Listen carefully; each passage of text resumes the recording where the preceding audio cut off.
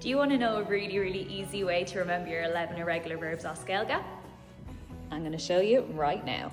So this right here is the simplest way to remember your 11 irregular verbs. Ish, his age is 11 because we have 11 irregular verbs. His name is Fat TT. TT, I usually stand for Tommy Tiernan. You can pick whatever name that you wish. And then Fat with 2 Fs. The reason we said that is probably not appropriate anymore, but a hippo is a rather large animal, hence his name is Fat Tommy Tiernan.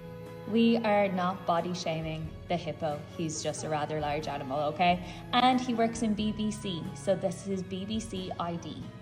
Each of the yellow letters stands for one of the irregular verbs. So let's count them up. 1, 2, 3, 4, 5, 6, 7, 8, 9, 10, 11.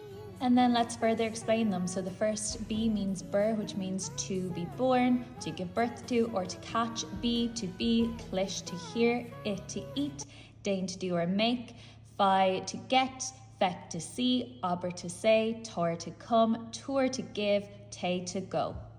Then because they are irregular verbs, they follow their own rules. So we have them written out here that you can get to know. And at the very end, we have our little hippo. It also makes for a really fun classroom display, which I'm going to show you now. So here is my focus board at the very end of the classroom. Students can look back here. We have our 11 irregular verbs and then we have our little hippo.